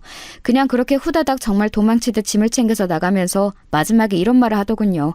이 말은 두고두고 제 가슴에 상처가 되어 아직도 그 목소리가 귀를 떠나지 않아요. 이런 집구석에선 못 살아. 다시는 찾지 마. 연락하지 마. 너무나 말도 안 되게 갑자기 버림을 받아버린 저와 아이는 그 뚱한 상황 앞에 아무것도 할 수 없었어요. 반나절이 지나 저는 이 난장판을 어머니께 알렸고 곧이어 형도 알게 되었습니다. 저녁에 다들 집에 찾아와서 걱정을 하고 어머니는 곧장 우리 딸아이를 끌어안고 진정을 시키시더군요. 애가 놀라서 울다가 또 엄마를 찾고 또 우는 걸 보고 어머니는 잠깐 눈물을 글썽이셨어요. 그러면서 이런 말씀을 하시는데 저는 정말 억장이 무너지는 것 같더군요. 용서할 수 없다고 생각했어요. 이 여자를. 정훈아, 내가 그때 좀만 더 어떻게든 해서 그냥 집을 더 해줄 걸 그랬나 보다. 어쩌자고 상황이 이렇게. 앞만 봐도 유미 걔 집 때문에 그런 거 맞는 것 같은데, 그치? 나도 초반에 괘씸해서 뭐라 하고 그랬는데 이게 다 뭔 꼴이냐. 며느리랑 싸울 때도 며느리가 있어야 싸우지. 거 조금 더해서 그냥 집을 그때 맞춰서 해줄 걸. 아휴, 그러면 니들 이렇게 싸우고 일이 되지 않았을 텐데 그냥 다 후회가 된다. 전 아니라고 저도 모르게 역정을 냈어요. 이때 형과 형수가 애 운다고 거세게 말렸었고요. 어머니, 그런 말 좀 하지 마세요. 무슨 어머니가 잘못이에요? 유미 걔 뭘 해도 저랬을 애예요. 얼마나 시달렸는데요, 제가. 유미는 진짜 엄마 같지도 않고 될 자격도 없는데 애를 낳아가지고. 정훈아, 그만해. 지영이 듣잖아. 그만하고 이제 애부터 좀 재워라. 너도 진정하고. 뭐 먹었어? 이렇게 말해주는 형 때문에, 그리고 챙겨주는 형수님과 어머니가 계셔서 그날 밤을 제정신으로 보냈던 것 같아요. 머릿속에 완전히 꽃밭이 되어 정신을 못 차리고 사는 저에게 아내는 또 지멋대로 연락 와서는 이혼 처리를 제대로 해달라고 하고 기가 막히더군요. 와중에 저는 이런 멍청한 질문도 했답니다. 너 지영이는 생각이 안 나냐? 너 있잖아. 애가 하루가 멀다 하고 계속 울어. 지쳐서 애가 목에 쉬어 빠졌어. 어린이집도 못 갔어. 네가 사람이야? 사람이냐고. 아내는 그 말에 잠깐 대답이 없더니 정말 아무렇지 않게 남의 얘기를 하듯 이렇게 말하더군요. 그러니까 오빠가 잘 챙겨줘. 내가 잘 부탁한다고 했잖아. 무슨 화분을 맡겨둔 사람처럼 저렇게 말하더라고요. 이때 입안에서 온갖 육두문자가 쏟아지는데 아내는 너무 얄밉게도 그 말도 다 듣지 않고 끊어버렸어요. 그 뒤로 문자나 떡하니 보내가지고 빨리 처리해달라 질질 끌기 싫다고 재촉만 해놨더라고요. 누구 맘대로 이혼을 해주냐, 누구 좋으라고 이혼을 해주냐는 제 친구들의 반응도 있었지만 저는 이제 아내의 핸드폰 번호가 뜨고 문자가 오는 것만으로도 미칠 지경이었어요. 이때 정말 고마운 친구 녀석 한 놈이 기분 전환 좀 하라고 드라이브를 시켜주었답니다. 우리 딸은 자기네 애들이랑 놀도록 하고 저만 오롯이 데리고 바다에 데려가 줬었어요. 생각해보면 이 친구 아니었으면 저 몇 번이나 황망한 선택을 했을지도 모르겠어요. 결혼한 내내 얼굴이 펴지지 않았고 그나마 아이만 생각하며 잘 지내려던 제가 왜 이런 우스운 꼴을 당하게 된 걸까요? 그나마 제 곁에 가족이 있었고 제가 위험해 보인다면서 신경 써준 친구 녀석들 몇이 있어서 삶을 이어가게 되었어요. 딸아이를 달래는 데에는 시간이 무척 많이 걸렸고 이때 형수님이 하셨던 말씀도 참 가슴에 박히더라고요. 나쁜 뜻이 아니라 이해가 너무 되는 말이라서요. 서방님, 솔직히 지영이는 아예 어릴 때 자기 엄마랑 기억이 없을 때 이런 일을 겪거나 아니면 아예 한 10살쯤 되어서 뭔가 이해할 만할 때 그랬으면 괜찮을 수도 있어요. 이러나 저러나 애들은 가엾고 안 됐지만 적어도 아예 모르거나 아니면 받아들일 상황이 되니까요. 하지만 제가 볼 땐 중고생이어도 받아들이기 힘든데 지영이는 너무 애매한 나이예요. 학교도 안 가고 어린이집 다니는 꼬맹이한테 엄마랑 보낸 시간이 선명한 애한테 너무 괴로운 체험이었을 것 같아요. 제가 볼 때 서방님도 그렇고 지영이도 치료받아야 해요. 처음에는 이 단어가 너무 어색하고 걱정스레 느껴졌지만 맞는 말인 것 같았어요. 저와 아이 둘 다 그때 눈앞에서 아내와 엄마가 떠나가는 걸 멍하니 지켜보고 있었으니까요. 아무리 불러도 잡혀지지 않고 당연히 일상을 보내던 한 사람이 자기 발로 도망치듯 나가는 걸 경험했어요. 그리하여 중간에 몇 번 상담도 받고 저는 아이와 시간을 보내려고 노력하느라 너무 힘들었어요. 저도 상처가 심한 판국에 더 심한 아이를 돌봐줘야 했으니까요. 둘이 상담받으러 가는 와중에 아이는 차 안에서 기절할 듯 소리를 지르면서 울더라고요. 아빠, 엄마 보고 싶어. 엄마한테 데려가줘. 엄마 보고 싶어. 아빠, 나 엄마한테 갈래. 엄마한테 데려다줘. 귀가 찢어질 듯 왱왱거리면서 오래되는 딸아이를 달래고 운전하면서 차선을 제대로 못 보고 머리는 엉망이 되고 큰 사고가 날 것 같아 갓길을 급히 세우기도 했었어요. 다 짜증나서 이딴 거 다 집어치우고 하지 말자고 소리를 빽빽 지르고 아이를 부모 혼자서 키우는 게 이렇게 지치고 힘든 일인지 새삼 체감했었네요. 이후로 아이 머리 묶이는 것도 잘 못하니 이걸로도 딸아이랑 부딪히고 아이 어린이집에는 대충 사정을 말하고 양해를 구하게 되었어요. 원장님도 처음에 놀라시더니 그래도 여러 부분에서 협조하시겠다고 하더군요. 아버님 상심이 크시겠어요. 지영이가 어린이집 있는 동안에는 저희가 잘 케어할게요. 그럼 어머니 연락처는 삭제하고 모든 상황에 대해 아버님이랑 할머님 쪽으로 연락을 드려야겠네요. 이래하여 필요해서 오픈을 했는데 딱히 원장님이 말하신 건 아니지만 어린이집 등하원을 하는 중 엄마들이 수근수근 되더라고요. 어머, 지영이 아빠신가? 요즘 지영이 엄마 왜 이렇게 안 보여요? 아, 맞다. 카톡 사진 보니까 어디 해외 여행 간 것 같던데. 괌인가? 근데 다 같이 간 거 아니었어요? 그러자 옆에 있는 애엄마가 또 이렇게 말하는데 참 난감했어요. 아니야. SNS 보니까 좀 전에도 괌이라고 올라왔던데? 그럼 회사 출장을 간 건가? 아무튼 지영이 아버님 되게 자상하시다. 부인 해외여행도 보내주시고 애도 봐주시고. 우리 남편은 절대 그런 거 꿈도 꾸지 말라고 하거든요. 내가 결혼을 잘못했지. 결혼을 잘못한 건 저다. 괌이건 캐나다건 미국을 갔건 나랑은 모르는 사실이라고 말하고 싶지만 말할 수 없었죠. 제가 가장 괴로웠던 건 아내와 나름 연결고리가 있는 분들 때문에 자꾸 쓸데없는 내용들이 들려온다는 거예요. 이때 어린이집을 옮기기엔 저희 본가와도 가깝고 아주 힘들게 들어갔던 곳이라 엄두가 안 나더라고요. 하지만 급기야 이런 소식을 듣고 나니 진지하게 고민을 하게 되었답니다. 비가 억수로 쏟아지던 날 유독 말 많고 남의 일에 관심 많아 보이는 한 애엄마가 저를 붙잡더군요. 어머, 지영이 아버님, 저 그 사실 몰랐잖아요. 저번에 눈치 없이 말씀드려서 너무 죄송해요. 아유, 혼자 지영이 케어하시느라 얼마나 힘드시겠어요. 네? 무슨 말씀이신지 저 바빠서 이만. 아이, 왜 그러세요? 또 죄송하게. 저기 다 알게 됐어요. 지영이 엄마랑 이혼하셨다면서요. 아유, 저도 모르고 있었는데 딴 엄마 말로 재혼해서 산다는 것 같더라고요. 그거 보고 우리 기겁했잖아요. 이혼한 것도 몰랐는데 대뜸 재혼이라고? 이러면서. 그때 지영이 아빠 앞에서 이래저래 아는 척한 게 너무 죄송한 거 있죠? 너무 민망하고 그래서 제가 대표로 사과하는 거예요. 우리 애들은 똑같이 지영이랑 놀고 할 거니까 마음 놓으세요. 아빠 혼자서 너무 고생이 많으시겠어요. 이때 정말 너무 불필요한 애기들이 귀에 흘려들어오니 미치겠더라고요. 재혼이라니요. 이혼한 지 뭘 얼마나 됐다고 동네방에 떠들고 다닌 건지. 그새 언놈이랑 무슨 놈의 재혼을 했다는 걸까요? 이혼한 뒤에 인생은 각자 가는 거라지만 적어도 제 귀에 들려온 이상 신경이 안 쓰일 수 있나요? 빗방울이 계속 쌓이는데 그 엄마는 자기 마음만 편하려고 계속 쓸데없는 정보를 쏟아내면서 사과 아니 사과를 하더군요. 안 그래도 며칠 전 지나가다가 저 역 앞에서 봤는데 뭐 멀리서 살지 않고 저 아파트에 사는 것 같더라고요. 거기가 도로 하나 차이로 구가 달라지잖아요.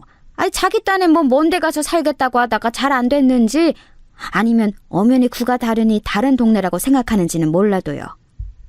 응? 어머머머. 이제 보니 지영 아빠 모르고 있었던 것 같은데 제가 괜히 말했나 봐요. 근데 어차피 뭐 그 동네나 이 동네나 걷다 보면 마주칠 거 아니에요. 저도 마주칠 정도면 볼 수도 있으니까 미리 알아두는 게 낫죠. 아무튼 상황이 그렇네요. 지영이 아빠 힘내세요. 요즘 이혼이 흠도 아니고 다들 한 집 건너 사정이 그렇잖아요. 응? 그럼 가볼게요. 이렇게 사라진 애엄마 뒷모습을 보며 저는 제 차까지 걸어가는 그 시간이 너무 길게 느껴지더군요. 나는 아직도 마음을 추스리지 못하고 분노에 뒤싸여 살고 있는데 번듯하게 재혼을 했다니요. 참 팔자 대단하다는 생각밖에 들지 않았어요. 어머니께 이 말씀을 드리자니 알아놓으실 것 같고 형한테만 얘기를 했답니다. 당연히 형은 불같이 화를 냈어요. 야, 보통 미친 게 아니다 진짜. 너 재수씨랑 헤어진 거 1000번 만번 잘한 거 맞아. 근데 정말 사이코도 아니고 아니면 어지간히 사람을 무시하는 건지 그게 뭐 하는 짓이래? 왜 이 근방에서 사는데? 자기 딸이랑 전 남편 마주칠 생각은 못하는 거야? 나 진짜 내가 마주치면 가만 안 놔둘 거야. 아주 기싸대기를 날릴 거니까 너 그렇게 알아. 딴 사람은 몰라도 나랑 마주치면 곱게 안 보내. 형의 심정이 100번 이해는 가지만 진짜 한편으론 불곰 같은 성격인 형과 제 아내가 마주치게라도 될까봐 걱정이 되더라고요. 맘 같아서 저라고 더한 짓을 못할까요? 법이 그렇고 상황이 복잡하니 그따위 짓을 해봤자 손해되는 건 우리니까요. 그냥 참고 속을 삭히고 있는 와중에 아내는 아예 애가 보내는 문자도 답을 안 해주더라고요. 자기 새살림을 차려서 그런지 모르겠지만 전에는 어린이날에 한 번 만나러 나오기도 했었어요. 근데 보지도 않겠다고 하고 양육비 얘기도 서로 대화가 안 되고 그냥 완전히 다 덜어내고 싶어 하는 것 같더군요. 이 부분을 애한테 이해시키는 건 참 죽을 맛이었어요. 엄마가 일이 있어서 연락이 잘 안 되는 것 같아. 멀리 공부하러 가서 한동안은 전화하고 만나기 힘들대. 그래서 답장을 못 하는 거야. 싫어. 엄마한테 전화해줘. 엄마 목소리 듣고 싶어. 아니면 엄마한테 보내줘. 왜 안 되는데? 나 아빠 말 잘 들었잖아. 엄마랑 또 만나고 싶어. 엄마가 다음에 또 보자고 했단 말이야. 전화라도 해줘.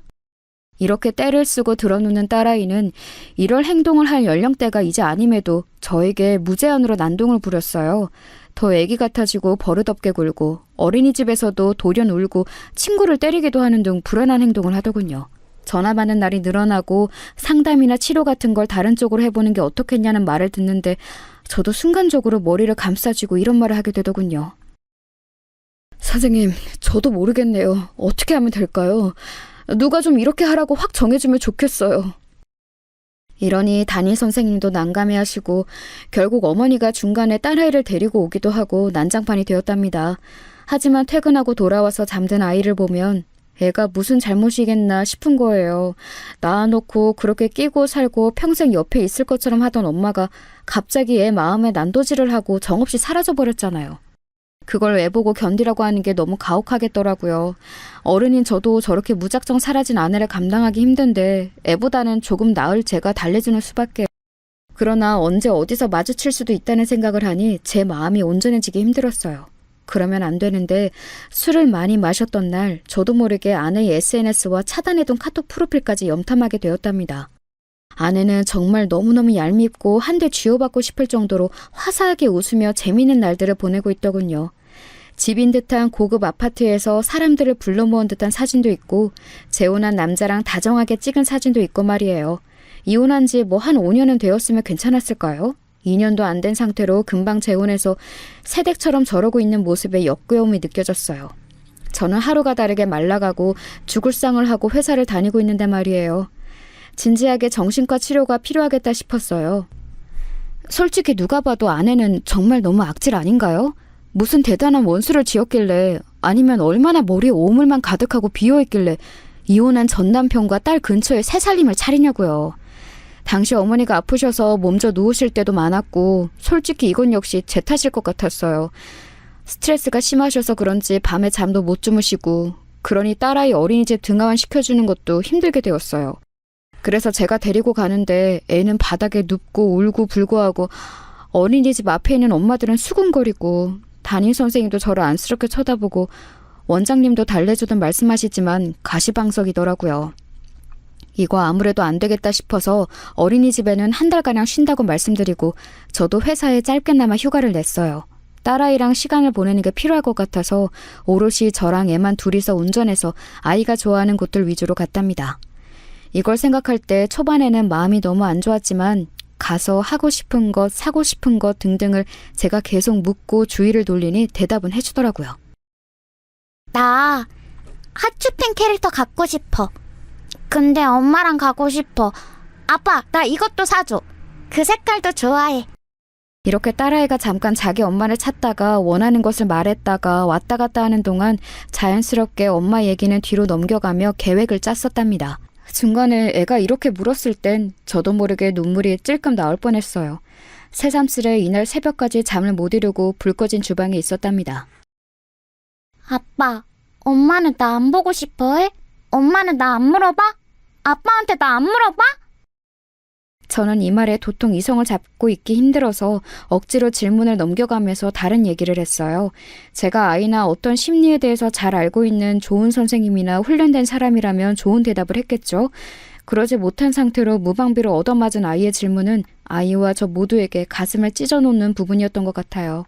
그래도 어찌어찌 준비해서 딸아이와 둘이 여행도 다녀오고 최대한 아이 수준에서 좋아하는 체험관도 가고 맛있는 것도 잔뜩 먹이고 장난감도 사주고 평소 금지했던 핸드폰도 줘가며 서로 사진도 찍고 꽤 시간을 많이 보내고 왔어요. 그렇게 걸어오면서 이건 일순간 달래기 용도가 아니라 앞으로 펼쳐질 하나의 관문이었다는 생각이 들었어요. 그렇겠죠. 저는 일반 가정들이 웃고 울며 지내는 그 평범한 시간을 누릴 수 없을 거예요. 그 각오를 하다 보니 돌아오는 차 안에서 그렇게 눈물이 나더라고요. 아무튼 집으로 돌아왔고 어머니가 아이를 몇 주간 데리고 계시겠다고 하셔서 그러겠다 했어요. 어머니 댁에 가기 전 뭐라도 좀 사가려고 딸아이랑 마트를 갔는데요. 그렇게 일을 갈면서 버티고 있던 저에게 역시 터질 만한 일은 터지게 되어 있나 봐요.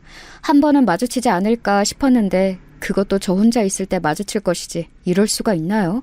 하필 엄마 이름만 들어도 난리를 치고 과민하게 반응을 하는 딸 앞에 그 사람 많은 대형마트에서 아내가 나타난 거예요. 처음에는 제가 발견했고 아내 역시 저를 마주했고 둘 다 당황한 상태였어요.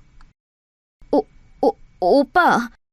이렇게 슬쩍 내뱉고 본인도 놀래서 입을 꾹 다무는 거 보니 무의식 중에 튀어나온 거였나 봐요.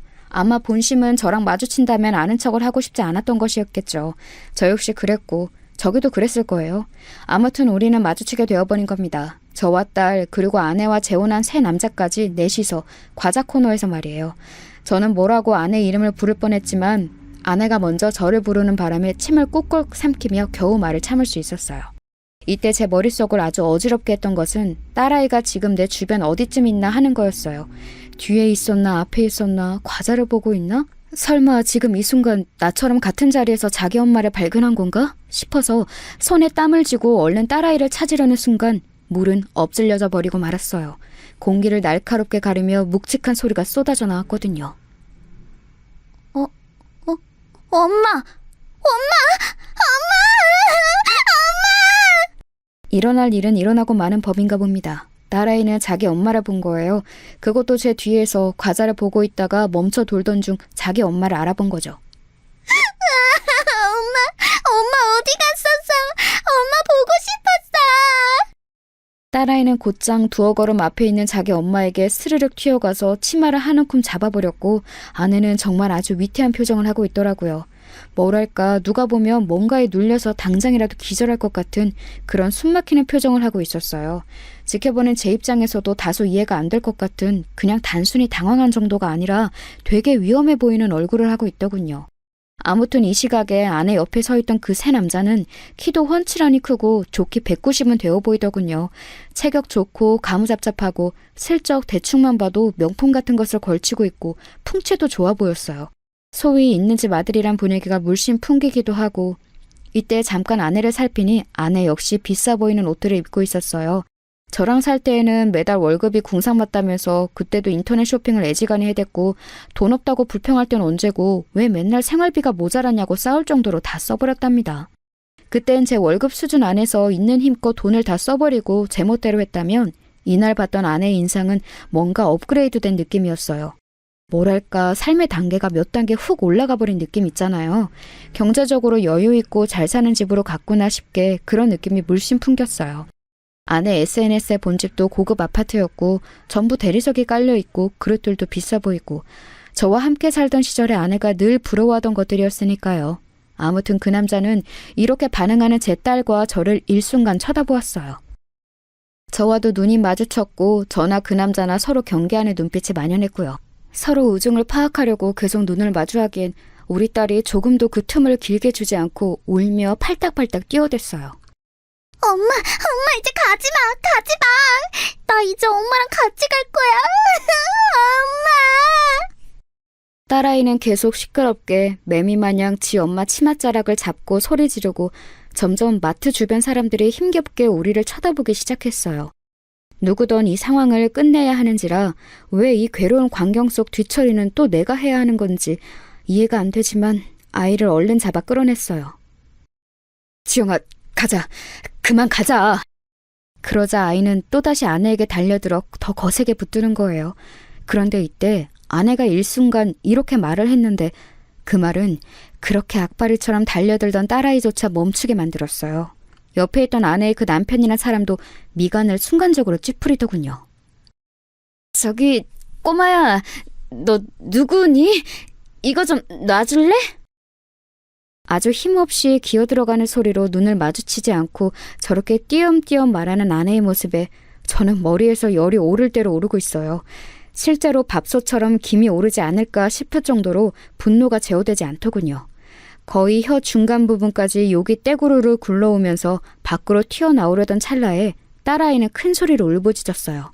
이 소리가 너무 재지듯 크게 들려 정말 동네 망신도 이런 망신이 없을 정도로 모두의 주목을 받게 되었답니다. 엄마, 왜 거짓말해? 내가 누구긴 누구야? 지영이잖아. 엄마 김유미 엄마 왜 그래? 엄마 미워. 왜 거짓말해? 딸은 이때 자기 나름대로 성이 났는지 지 엄마 근처로 못 가게 잡는 저를 뿌리치면서 발을 탕탕 굴러대고 괴성을 질렀어요. 그렇게 떼쓰고 들어놓을 나이도 한참 지났고 그 나이 때에도 흔히 저러지 않던 애인데 어지간히 스트레스가 감당이 안 되는 모양이었어요.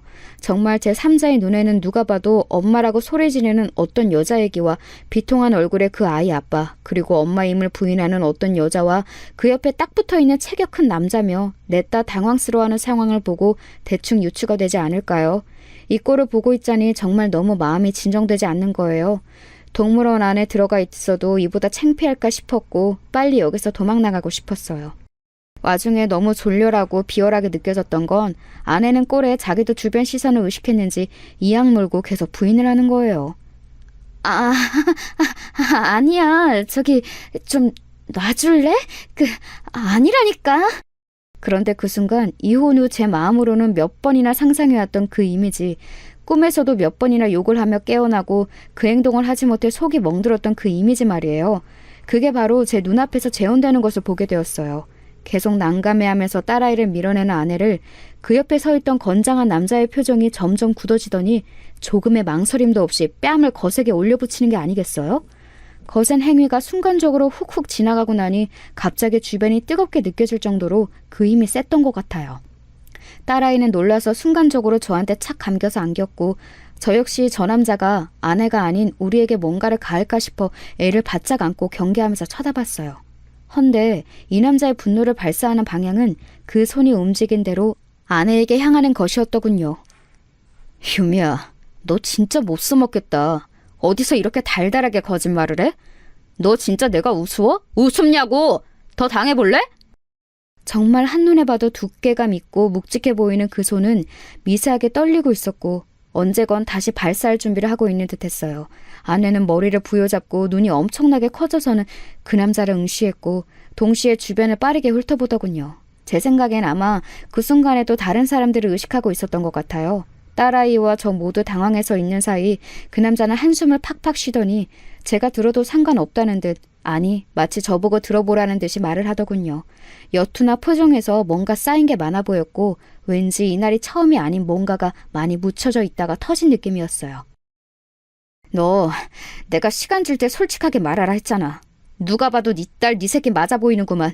너랑 얼굴을 쏙 빼닮았는데 아니라고? 너 진짜 나랑 우리 집이 우습게 보이냐? 내가 이혼한 건 잘못 아니라고. 혹시 또 더 숨기는 거 없냐고 몇 번이나 물어봤잖아. 애는 없었냐고.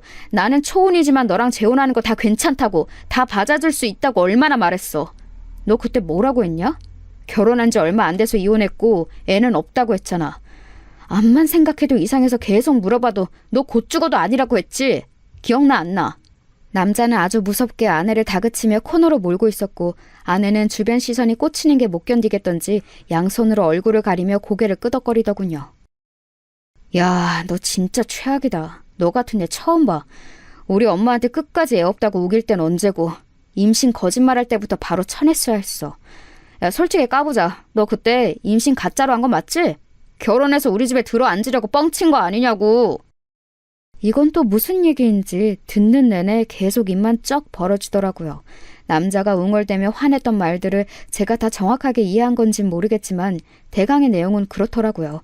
아마 아내는 저 남자랑 결혼하려고 가짜 임신 거짓말을 했던 모양이에요. 뭐 임신을 했다고 하면서 결혼으로 끌고 갔던 게 아닐까요? 나중에 알고 보니 임신이 아니었고 결혼은 물을 수 없고 그렇게 부잣집 남편과 생활을 했던 것 같아요.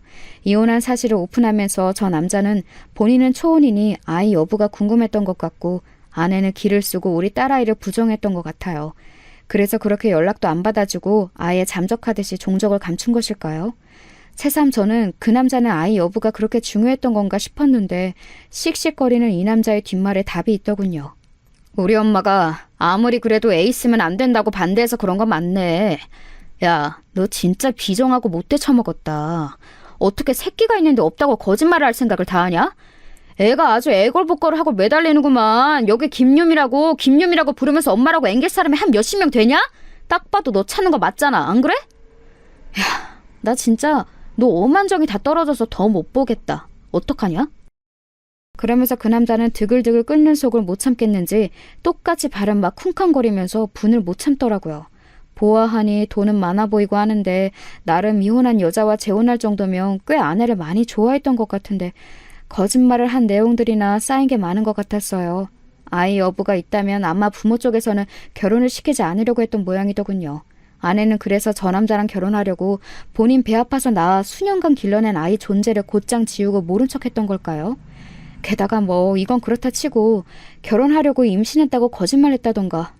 진짜 이 부분은 저부터도 너무 깨고 환멸이 났어요. 우리 딸은 이때 어른이 무지막지하게 던져대는 말의 의미를 다 이해하진 못했겠지만 아무튼 어투나 표정, 살벌하게 기가 올라있는 눈매를 보며 상당히 겁이 올랐던 것 같아요. 제 등을 꽉 잡고 매달려 있더라고요. 아이에게도 이 광경이 너무나 위협적으로 느껴졌던 것 같아요. 아내는 정말 누가 봐도 참 비참하고 통탄스러운 모양새를 하고 여전히 고개를 숙이고 들지 못하고 있었어요.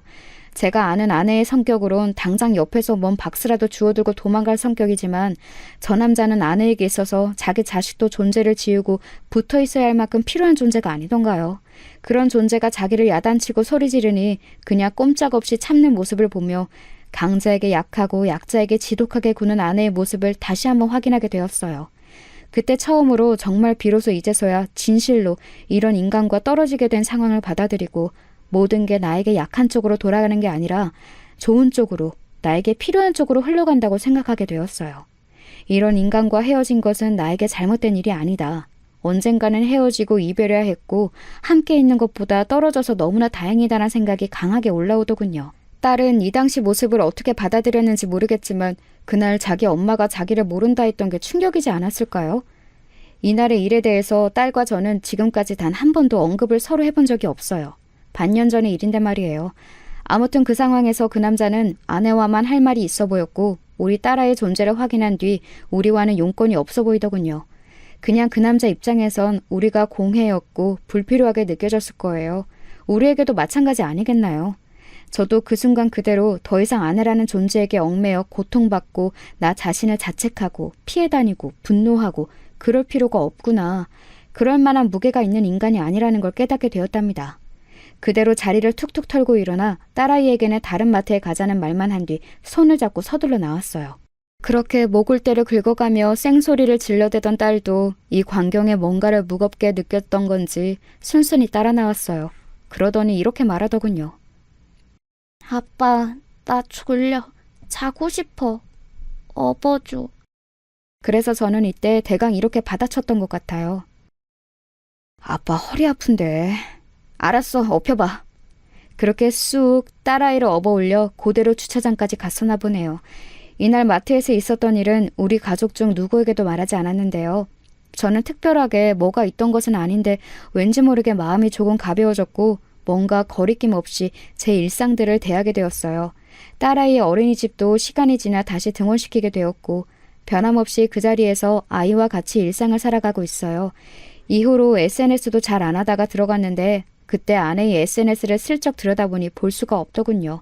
기존에 있던 게시물을 다 삭제했고 아마 뭔가 좋지 않은 상황인 건 틀림없어 보였어요.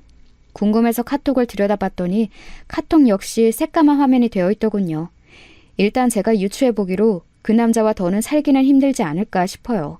그 남자의 표정이 보통 살기가 아니었고 아내의 SNS는 그렇게 화려하게 자랑들로 채워 있었는데 전부 지웠더군요. 아무튼 이런 상황들을 보니 더 할 말도 없고 그 길로 저도 이후의 정황들을 모르고 싶어 차단했어요. 그러니 마음이 가볍고 제 일상으로 온전히 집중하게 되어지더라고요. 여전히 같은 곳에서 우리는 살고 있고 딸 열심히 키우고 있고 싱글 데드로서의 삶을 살아가고 있어요. 초등학교에 들어갈 아이를 두고 준비할 것도 많지만 요즘 유튜브에 필요한 내용들이 잘 나와 있어서 열심히 참고하고 있네요. 저는 겨우 아내와의 관계에서 이제 심적으로 독립이 되었고 남아있는 숙제는 딸아이예요. 사실 숙제라는 말은 좀 그렇고 딸아이와 저희 또 다른 관계가 개막했다고 생각을 해야죠. 그래도 참으로 고맙게도 딸아이는 마냥 엄마를 찾지는 않고 있어요. 한편으론 애도 뭔가를 느꼈고 뭔가를 알아들었기에 그러는 게 아닐까 싶은데요. 그 부분을 조숙하게 여기고 마음 아파하기엔 제가 못 견딜 것 같아요. 나중 가서 어떻게 심리적으로 치료를 하고 해결을 해주는 방법이 있을지언정 지금은 아이가 엄마에 대해서 언급하지 않고 굳이 기억하지 않으며 저와의 일상에 집중할 수 있도록 노력하고 있답니다. 그리고 저희 회사 여자 과장님들이 딸을 예쁘게 봐주시고 얼마 전에 아이 머리 묶어주는 것도 옆에서 가르쳐 주셨어요.